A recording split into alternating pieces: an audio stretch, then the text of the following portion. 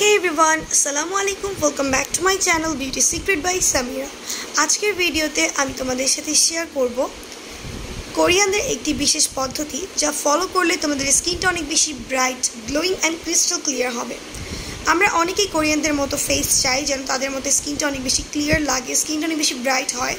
So সেই জন্য আমরা কিন্তু নানা ধরনের ব্র্যান্ডের প্রোডাক্ট ইউজ করে থাকি যেগুলো আমাদের ত্বকের জন্য অনেক সময় স্যুটও করে, আবার অনেক সময় অনেকের ক্ষেত্রেই কিন্তু স্যুট করে না, এবং সেগুলো কিন্তু অনেক বেশি এক্সপেন্সিভও হয়ে থাকে। সো আমরা চাই ন্যাচারাল ইনগ্রেডিয়েন্টসে তৈরি এবং খুব সহজ উপায়ে তৈরি করা যায় এমন কোনো একটা পদ্ধতি ফলো করতে যেটা স্কিনটাকে ব্রাইট, গ্লোয়িং অ্যান্ড ক্লিয়ার রাখবে। তাদের জন্য হচ্ছে আমার আজকের ভিডিওটি।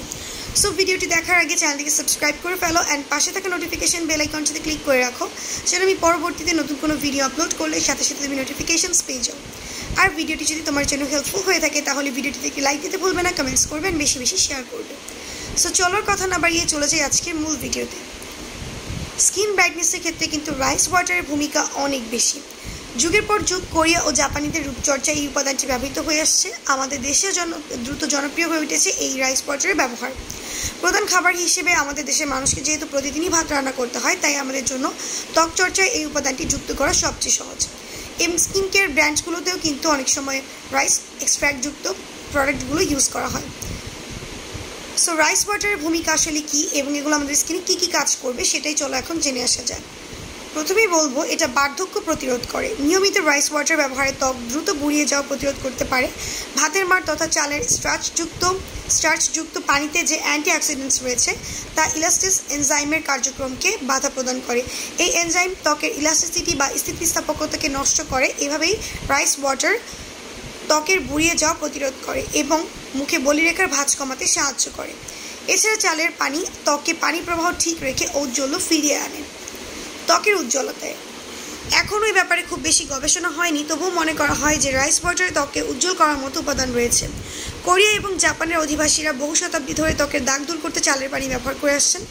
ধারণা করা হয় চালের পানিতে এমন কিছু এনজাইম রয়েছে যা ত্বককে উজ্জ্বল করে তোলে। অনেক সাবান এবং ময়শ্চারাইজিং ক্রিমে অ্যাক্টিভ ইনগ্রেডিয়েন্ট হিসেবে রাইস ওয়াটার রাখার পেছনে এটি একটি কারণ। তৈলাক্ততা নিয়ন্ত্রণে তুমি কি কখনো লক্ষ্য করেছো যে বহু অয়েল কন্ট্রোল প্রোডাক্টের সক্রিয় উপাদান হিসেবে রাইস স্টার্চ থাকে? স্টার্চযুক্ত চালের পানি ত্বককে টানটান রাখতে সাহায্য করে, যা একই সঙ্গে মুখের তেল এবং ব্রণ নিয়ন্ত্রণ করে। যদিও এক্ষেত্রে আরও গবেষণার প্রয়োজন এবং এটা রোদে পোড়া ত্বক প্রশমনের ক্ষেত্রেও কিন্তু অনেক ভালো কাজ করে। রাইস ওয়াটার ত্বককে প্রশমিত করার মতো উপাদান রয়েছে বলে মনে করা হয়, যা জ্বালা পোড়া, র্যাশ আর লালচে ভাব কমিয়ে রোদে পুড়ে যাওয়া ত্বককে আগের অবস্থায় ফিরিয়ে আনতে পারে। রাইস ওয়াটার কখনো সানস্ক্রিনের বিকল্প হিসেবে কাজ করতে পারে না, তবে এর মধ্যকার অ্যান্টিঅক্সিডেন্টস সূর্যের অতিবেগুনি রশ্মিকে প্রতিরোধ করতে পারে বলে জানা গেছে। ঘরোয়া উপায়ে কীভাবে রাইস ওয়াটার তৈরি করবে? 1 কাপ চাল ভালো মতো ধুয়ে নিতে হবে। এবার তাতে 3 কাপ পানি মিশিয়ে আধা ঘন্টা রেখে দিতে হবে। এরপর ছেঁকে এই পানি রেফ্রিজারেটরে রেখে দিতে হবে। এটি 1 সপ্তাহ ব্যবহার করা যাবে। এবং দ্বিতীয় আরেকটা ধরন হচ্ছে ফার্মেন্টেড অথবা রাইস ওয়াটার। ফার্মেন্টেড রাইস ওয়াটারে থাকা সক্রিয় উপাদানগুলো সূর্যের ক্ষতিকর রশ্মি থেকে ত্বককে রক্ষা করে এবং কোলাজেন বুস্ট করে ত্বকে বয়সের চাপ পড়া রোধ করে। এবারও 1 কাপ পরিমাণ চাল নিতে হবে, তবে এক্ষেত্রে চাল গ্লুটিনাস বা আঠালো হতে হবে। ভালোভাবে ধুয়ে এতে 3 কাপ পানি যোগ করে 2 দিনের জন্য রেখে দিতে হবে। 2 দিন পর পানিটা ছেঁকে নিয়ে ফ্রিজে রেখে দিতে হবে। এভাবে ফার্মেন্টেড রাইস ওয়াটার যে কোনো ফেস প্যাকের সঙ্গে ব্যবহার করা যাবে। একটি স্প্রে বোতলে নিয়ে টোনার বা ফেস মিস্ট হিসেবে ব্যবহার করতে পারবে। পরের ধরনটি আরও বেশি পরিচিত। অনেকেই জানে না যে প্রতিদিন ভাত রান্নার পর যে মাড়টা হয় সেটাও রূপচর্চা ব্যবহার উপযোগী।